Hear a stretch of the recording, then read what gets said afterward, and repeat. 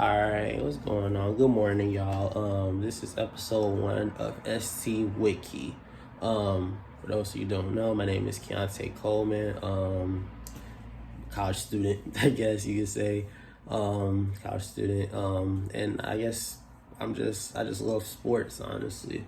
Obviously my expertise, or the things that I break down the most, is basketball and football, American football to be more exact. But I just like sharing my opinion about sports, honestly. I just hope through this show, through this podcast, I just hope that everybody understands me for me. Just like my opinion, I'm just gonna promise to always be myself, honestly.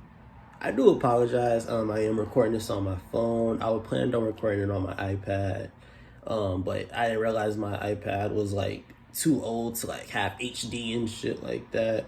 Then my computer's old too. So, but I also wanted to create this beforehand, before week 2 of the NFL season, because I just wanted to kind of not necessarily get in the set schedule, but I wanted to get into the groove of what I want what I want this podcast to potentially be, what I want episodes of this to be. But for anyone who knows me, everyone knows that sports goes a long way for me. Some people they say sports mind and everything. I say sports junkie, honestly. Whenever I'm watching a game, I'm tuned into just that game, I like to flip between everyone likes to flip between games, but it's once my favorite team is on, or once it's something that I care about, I just sit there and I just watch it, honestly. And obviously you look at other games throughout the day and everything, check up on scores, but I'm locked into that one game, and I just break it down to the fullest extent, honestly. I did post some on my YouTube on the channel earlier this week. It was it was a reaction to the Thursday night game. So, I just kind of pride myself in just doing those things and everything else, honestly. So, this episode we're just gonna go over the week one of the NFL. I'm just gonna give you guys my opinion on everything, how everything turned out, what did I see, and kind of a little bit of what to expect for week 2 of the NFL. I just hope that hopefully if this is boring, let me know. I don't know. I don't want to be one of those people that say his comment and subscribe or anything like that. But I just kind of want those comments to help me know what can I do better, what do you guys like, what you guys don't like, is there anything like that, if there's some if you see me break down anything, you want me to go even further in on it, just let me know, honestly. Because I just want to be able to express myself, honestly, because obviously for me the dream job is to be able to do a podcast and everything. It's not necessarily a job, it's just something that I want to do. I wouldn't be doing this if I didn't want to do it. So I just hope that everyone understands that and just goes along with it and everything. But without no further ado, let's get into breaking down these NFL games. I don't want to start with the Jets versus the Bills at the Jets, but obviously it's the one that's more fresher in my memory, because that was the Monday night game. And when it comes to games like that, it's heartbreaking, but it's heartwarming at the same time. For those of you guys who don't know, the Bills at the Jets, first drive for the Jets, four plays, Aaron Rodgers tears his Achilles. And I feel like it happens every NFL season. There's that one quarterback that first series, literally it's Aaron Rodgers' first series with the Jets, honestly. That first series, it feels like someone is always getting injured, the injury bug. And it's so weird because it's that week 1 season, it just feels or it's either for me, for what I've always seen is either week 1 or week 2. It's like those early season injuries. They just hit different every time. Like, I don't know what it is. It's those early season injuries, and it makes you turn off. It makes you turn off football, honestly. And that's like what I honestly like. That's what happened for me, at least. Like, that's what happened with that game, because it's like, bruh, especially when it's a prime time game, like those games that like sometimes that you watch between on Sunday if you have Sunday ticket, or if you just are watching like the local games that happen for at Sunday at noon, and then obviously the 3:30 or the 3:25 games, or depending on the time zone. Obviously, I'm in Central Time Zone, so it's tip off or kickoff is always at noon, and then you got the games at 3:30, 3:25, 3:15. Some games are like that. It's like those games. It's like they're not prime time games. Obviously, like that's because you have Sunday night, Thursday night, Monday night. Those are prime time games. But it's something about like those games. It's like you don't necessarily cut off your TV most of the time for those like 12 and 3:30 games, because mainly you can go to a different game, obviously. But when it's a prime time game and it starts off the worst that it could have started by the quarterback, or any like you see a start player go down. It's just like, especially if they mean a lot to the team, which is typically with quarterbacks. But if it's a start player that goes down like within like early first quarter, first drive of the game, it's just like, wow, like what the hell. So that's why for me, like I'm not gonna lie to you, like I turned off that game, because it's why would I like continue watching that game, because it's like it's one of those like, wow, the Jets, obviously it's Aaron Rodgers walking over to the Jets during the offseason, which was a very hyped up move, and there's a lot that comes with it. Obviously, the NFL panned out their schedule to cater towards this Aaron Rodgers like debut, because Aaron Rodgers 4-time MVP. He's like not fourth all time, but he's somewhere between 4th and 10th all time in passing yards, touchdowns. One of the greatest quarterbacks to ever do it, and he's 39. He's going to a new team, and the last thing that the NFL doesn't want to happen is like they don't want to be on top of like another kind of like Tom Brady-esque story, because that's what people are saying, that Aaron Rodgers, the move that he made, is very Tom Brady-esque when Tom Brady goes to the Buccaneers at the top of the 2020 season.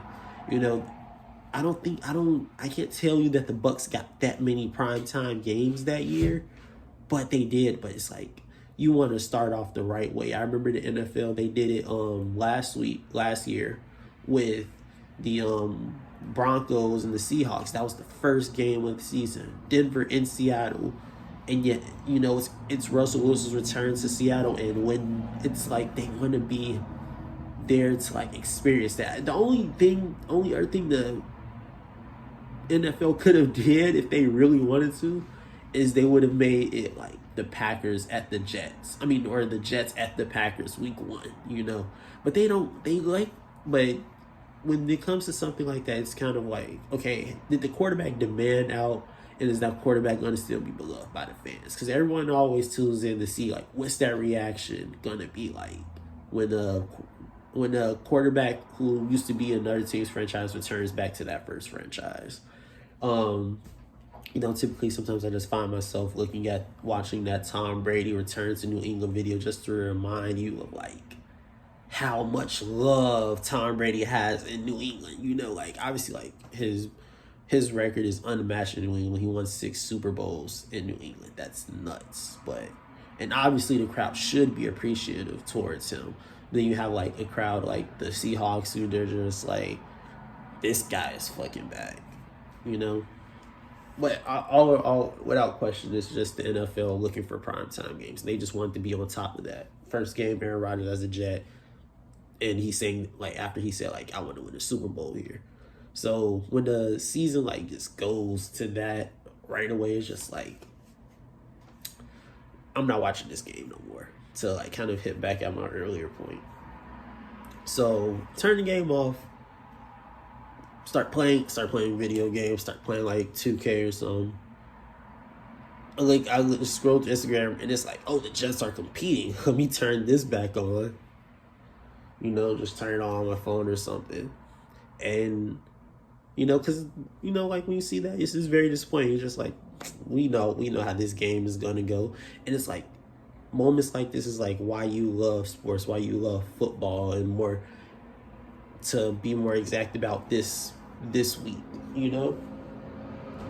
I think that when everybody saw Aaron Rodgers go down, and because everyone, what ends up happening when someone gets injured, you stick around for like the next like 2 or 3 minutes to see like what all type of updates, and you see him on the little cart, and you're like, oh, he's going to the back. Yeah, it's a serious injury. So at that point, you cut the game off, and you're just like, yeah, nah, I'm not watching this. But then you see the Jets competing like as they did last year, obviously, because last year they didn't necessarily have the best starting quarterback. So, and they fought in a lot of games. Like they almost made it to the playoffs last year. So it's kind of like one of those, what do you expect? But but it's why you love it though, because you have this team that's still competing. They still have something to fight for, and you just have to kind of just like continue watching to see if that's gonna happen, if that's gonna matriculate.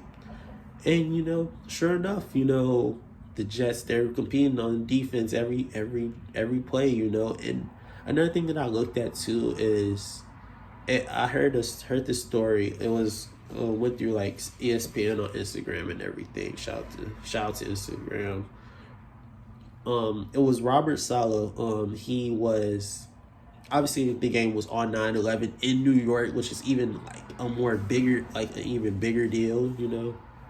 But Robert Saleh, he had a brother that he was able to escape he was in the Twin Towers when they came down and everything, and he had a brother that was able to escape from the building, but it's still something that like it's still like shaky, it's traumatizing essentially. And Robert Saleh, like it meant a lot to him, obviously to be hosting that first game as the head coach of the Jets and be in New York, So, you always think about stuff like that too. But obviously, like, the Jets compete, and one thing that I love a coach that has his players fighting like for him, or knows how to motivate his guys in the craziest of scenarios. Just finding that little bit of energy, I think that's important in any sport, is that if you have a coach, that coach needs to be able to be in tune with all his players and get the best out of them. And that is what the Jets did, honestly, against a Buffalo Bills team who they've been knocking on the door for some years now. And one thing that I saw during the offseason, it's like, is the Bills window officially closed now? You look at the Bills past couple of seasons, we can just start with the time that they were in the AFC Championship against the Kansas City Chiefs. The Chiefs routed them. I think that the score was like 44-24, But obviously, when the team makes it to the AFC Championship, you're just like, oh, they put the world on notice, essentially. This is 3 years ago. This is 3 years ago in the playoffs. Bills make it to the AFC Championship that year in Kansas City, of course. Next year, they go back to Kansas City, but this time in the division round. That's where we had that really good like back and forth game for the Bills and the Chiefs, where you had 15, not 15, but it was not 15, but it was 5 lead changes. It was 5 lead changes in the final 4 minutes of the game, which is nuts to think about in football, but that's how that game went in the final 4 minutes.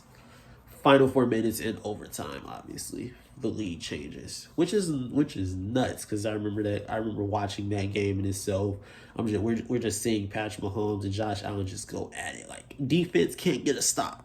Defense can't, as Stephen A would say, defense couldn't stop a cold, but defense couldn't get a stop at all. You just see two great quarterbacks just going at it, pound for pound. It's just like a boxing match, But you have that year. And then last year, the Buffalo Bills are there in the playoffs, But this time they faced Joe Burrow and the Bengals in the divisional round. And I don't want to say that they embarrassed the Bills, but the Bengals, they did a number on the Bills. And I don't think that with any organization that sits well with anybody, like any player, honestly. Like, you should be willing to compete. And it was from the, so it's crazy how things kind of like line themselves up in the NFL sometimes. Because if you remember 2 weeks before that game last year, was it 2 weeks? It might have been 3 weeks, but 2 weeks beforehand, you have the Bills and the Bengals playing at Paycor Stadium, the Bengals home stadium, and even in that game, you saw that. I know that was the game that Damar Hamlin shot like mad respect, mad love for him as an NFL player to be back, but that was a game that he had went into cardiac arrest and everything. But even in that game, you had the Bengals doing a number on the Bills. You know what I mean? Like, that game looked like it was gonna go to the Bengals by a blowout, essentially. If not a blowout, at least the Bengals are gonna win by a possession, because their first drive touchdown, stop Bills on 3 and out. Bengals are back on offense, and they're driving down the field. So I don't know. Obviously in football, anything can change, anything can happen. But in that game, it looked like the Bengals were going to win that game anyways. So then, fast forward to 2 weeks in the divisional playoff game. Maybe 2 weeks or 3 weeks. It's 3 weeks, yeah. 3 weeks. Fast forward 3 weeks in the divisional playoff game last year, or last season. You have the Bengals. They do one of those, like, real subtle dominations of the other team. Because I think the score was like 27 to like 14, but the Bengals gave you the sense and everything that we're in control of this game, and we're going to just lay off because of like respect for the other team. And it's the playoffs, and we're looking forward to the game next week, because after halftime, when you have like a 17 to like 3 lead, you're just like, yeah, we're just gonna play real casual, just drain the clock, run the ball, drain the clock, and just like look forward to the next week, because we know we have this game in control. If we need to pass, we'll pass, but we're just gonna run this clock out. And you think about that with the Bills, is like, okay, you have 1 year in the AFC Championship, 1 year in the divisional game where it's like competition, like at its finest, like that's the best football you're gonna see next year, divisional game. Even though you had a lot of things that happened for the Bills that they're at the end of their season that factored into it, but you start to think it's like an organization or a team, like, is this window closing? Because at this point, at first, for the past years before last season, we were talking about Joe Burrow and Josh Allen, best 2 quarterbacks in the game, or the best 2 quarterbacks in the AFC. Joe Burrow has snuck his way in there, or did he sneak his way in there, or is it because his injury? Obviously, I don't think that the Bengals' first year would have made it to the playoffs, but we just have to look at something like that. And we just look at those things, and it's like, okay, the Bills' window is closed because now Joe Burrow is here. Joe Burrow has went to back-to-back AFC championships. He's went to a Super Bowl. He might have lost the Super Bowl. He went to that Super Bowl. And he has more playoff victories than Josh Allen he has the same amount of Josh Allen playoff victories, I think, because Joe Burrow has 5 playoff victories already. After 3 years, he has 5 playoff victories, which is nuts. But we'll get into the Bengals a little bit later. But I know this segment is going on a long time for the Bills and the Jets, but it's one of those games that's just like, it makes you love football a lot. But the Bills, is their championship window closing now? Because they haven't won it, but they haven't got to the Super Bowl. But it's like, is their window closing now? It's like, it's one of those internal problems that nobody is talking about for the Bills. But nonetheless, the Jets, they fight it out, and they win in the most insane fashion too. Not the most insane fashion, but it's so rare to see a walk-off punt return for the win in overtime. The last time I can remember it, at least, was when Deshaun Jackson did it with the Eagles against the Giants in the Miracle in the Meadowlands a couple years ago and everything. So, well, about 10 years ago. But nonetheless, it's why you love football. You see games like that, you're just like, man, how sweet is that? How sweet is that? Undrafted rookie with the punt return touchdown for the win? Like, come on, man. Excuse me, I'm just like looking on my phone and everything. But nonetheless, game week one dub for the Jets. How's their season gonna go? I guess we'll see. Has Zach Wilson learned anything for his time under Aaron Rodgers? That's the big question now. There's some couple games that I want to talk about. I don't want to waste your time talking about like something like the Texans and the Ravens. Like a team that's like at the bottom, not necessarily the bottom of the bottom. Obviously, like CJ Stroud's first game, he didn't the best rookie quarterback from week one was Anthony Richardson. He's the one that competed the hardest. Obviously, like Anthony Richardson has a team around him though, like the Texans, they still have a lot more growing to do. It's under a first year coach and everything. Like, yeah, the same thing with the Colts and, a lot of teams. But, when we look at that, we're so focused on like, okay, but they still lost, Obviously, then what do you expect from Baltimore? You expect Baltimore to be able to win these games.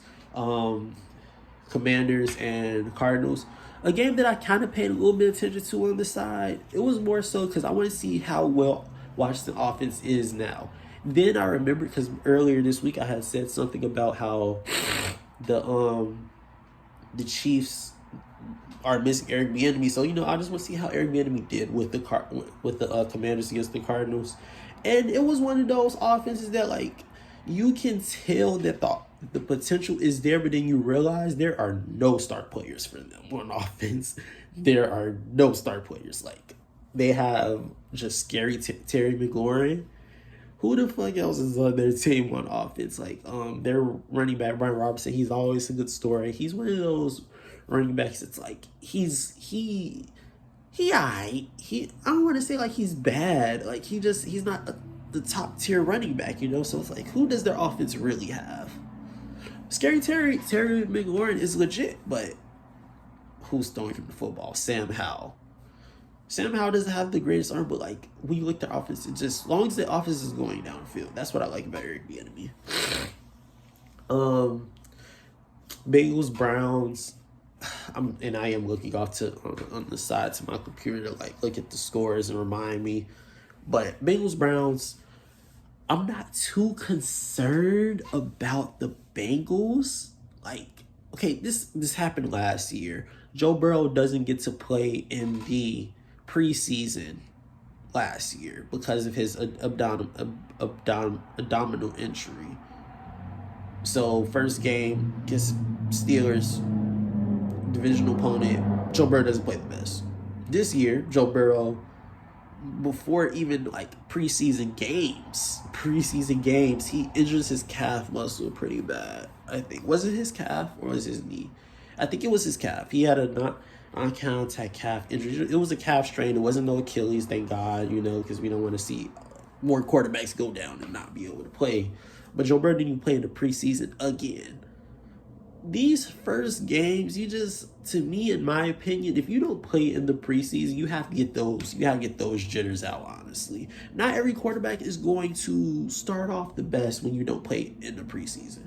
Like, not everybody, like even Jared Goff, he didn't play in the preseason, but he didn't have that good of a game. Like, it was a solid game against the Chiefs, and I already went into that game, so I'm not going to break that down for you guys today. I mean, the Browns, though, their defense, it looks legit, but then you look at their offense, it's like it sputters. Like, Nick Chubb is there, but you need Deshaun Watson to come back to his 2019, 2020 self, And is he going to be able to do that with all the mental battles that he has to go through? I'm not going to get into the whole debate. I'm on his side. Am I not on his side? Well, we can say that for another time. If you guys want a video on that, let me know. But I'm not going to get into all of that right now. Um, Jaguars beat the Colts. I like the Jaguars. Jaguars are a sleeper team this year. They were in the playoffs last year. They fought against the Chiefs pretty hard. Mahomes got injured that game. So is it one of those playoff games where it's like, was it closer because the quarterback wasn't healthy that game, or was it close because the Jaguars are for real? We'll see how this season turns out. I'm excited for them. Trevor Lawrence, always been a good quarterback. It's so weird because they came off of the back-to-back first overall picks in the draft, and then now they're in the playoff hunt and everything. They're probably going to win their division most likely, and I'm excited for that about them. The game that I did sit through, I was sitting down, breaking through, watching that game, was the 49ers and the Steelers. I'm a 49ers fan, so I always just pay attention to their games and everything. And one thing that Kyle Shanahan always never fails to do is have that offense up to a T. Honestly, the offense, it just feels so smooth. Honestly, it's I don't know how to describe it. It's just it's always just so fluid. It's never not bad. Brock Purdy comes in. He's looking like the man. Honestly, 2 touchdowns, 200 yards. He had 70 completion percent on his passes almost or something. He got sacked a couple times, but nothing too crazy. But that offense was always moving the ball down the field. Honestly, CMC doing his thing. Brandon Ayuk, it looks. I kind of feel bad for Debo because he's gonna face a lot of backlash this year because it's obvious that Brock Purdy's favorite target is Brandon Ayuk, and I think that might be because when Brock Purdy was on the come up and everything, he wasn't playing with the first team all the time, so he didn't build a connection with Debo, and Debo is the player that has the most money. People are gonna say at the end of the season, he gets paid all this money. He didn't do that much, and he's getting outshined by the second wide receiver on the team. You feel bad for Debo a little bit. But the 49ers, they're legit. Always, it feels like now, the past couple of years. Super Bowl for them, we'll see. I gotta see how more of the season matriculates, though. But it's a great first start when you were that dominant. We can talk about the Cowboys and the Giants. I tell people all the time, I expect the Cowboys to do their thing in that regard. The Cowboys aren't that good of a team. They're gonna do that to a bad team. They did it to the Colts last year, where they didn't shut them out, but they scored 51 to 10. I expect them to be dominant against bad teams. They always do. So I'm not the biggest Cowboys fan in the world, but I respect what they do every year. They're a great regular season team against bad teams. So we'll see what happens with them, honestly. I'm just scrolling off a little bit. I'm gonna make my own little separate short about the Packers and the Bears. It's gonna take way too long to get into that, and I already took up a lot of you guys' time with the Jets and the Bills. In terms of everything else, Eagles were dominant. I don't want to say they were too dominant, but they're dominant against a Bill Belichick-led defense. Come on, let's give them some leeway. And then Dolphins at Chargers, best game of the day. Ones could say back and forth affair. Tyreek Hill just proves to us every time that he is at the top of wide receivers. It's him and Justin Jefferson, honestly, best wide receivers in the league, right? And we have to always acknowledge that because he single-handedly, it feels carried them in the second half of that game. Tua played great. Tua played good. But I will always look at how dominant a wide receiver is when they're the only person that's getting the ball. You know what I mean? Because nobody else is really having that good of a game, but Tyreek Hill, he said, let me take the fuck over in the second half. Let me win this game because I love beating the Chargers because he used to play for the Chiefs and everything. It's always fun to watch that. It's always good to see that. So, besides that, little quick recap on the week one. Thank you guys for listening. I really do appreciate it. Drop in the comments anything you want to know, anything you want me to talk about more. I'm always willing to talk about some stuff, especially when it comes to sports. And I'm also willing to talk about some other things in life. So just let me know. I'll drop a couple shorts. get ready for week 2. I'll drop a little short about that later on today. I'm just going to be here with the podcast, honestly. Thank you guys for listening. Thank you guys for watching. Much appreciation to all you guys. I got to get ready to go to work. So, peace out, guys. I'll catch you guys later.